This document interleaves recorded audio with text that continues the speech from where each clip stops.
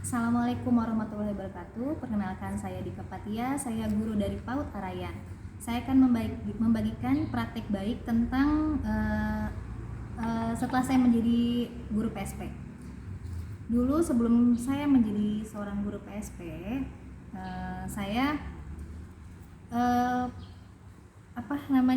saya mengajar sangat biasa ya, monoton dan datar gitu kan.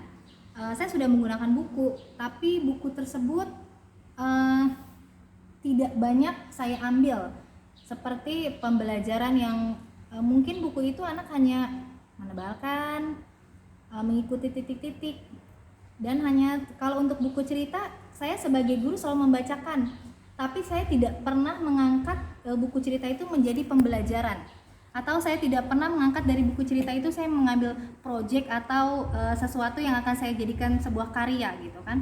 Setelah saya menjadi PSP, saya mendapat buku pedoman, yaitu dari buku pedoman untuk mendapatkan pembelajaran.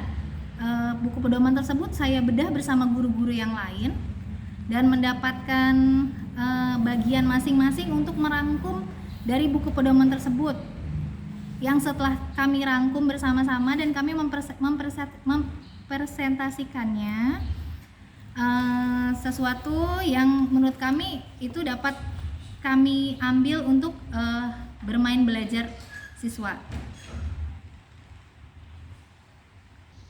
Setelah kami membedah buku, kami banyak mendapat pembelajaran untuk yang kami siapkan itu, kita mempersiapkan modul ajar, membuat RPP. Jadi kita dapat mengambil tujuan pembelajaran itu dari buku-buku yang kita sudah pelajari.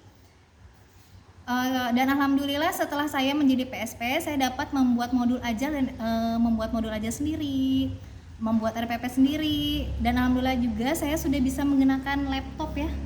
Walaupun sedikit demi sedikit, dulunya saya sama sekali kenal laptop itu kenal, cuman saya hanya bisa sekedar melihat, mungkin menghidupkan, mematikan, tapi untuk mengoperasikannya saya masih perlu proses. Dan setelah saya menjadi PSP, mau nggak mau saya belajar, dan alhamdulillah saya terus belajar dan sedikit demi sedikit saya sudah bisa.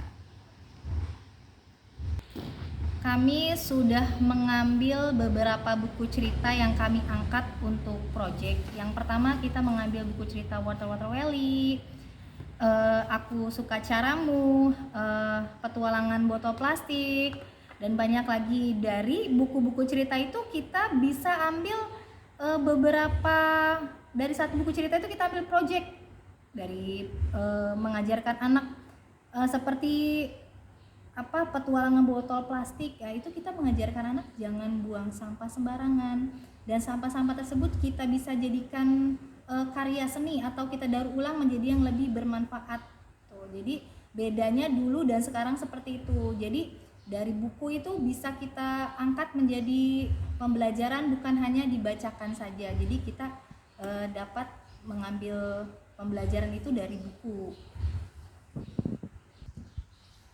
Dan kami juga mengajak anak-anak untuk menceritakan kembali tentang kisah buku yang kami bacakan. Bahkan terkadang kita juga mengajak orang tua untuk membacakan buku cerita, dan anak-anak menyimak, dan anak-anak juga diberikan kesempatan untuk menceritakan kembali tentang isi buku yang ia dengar.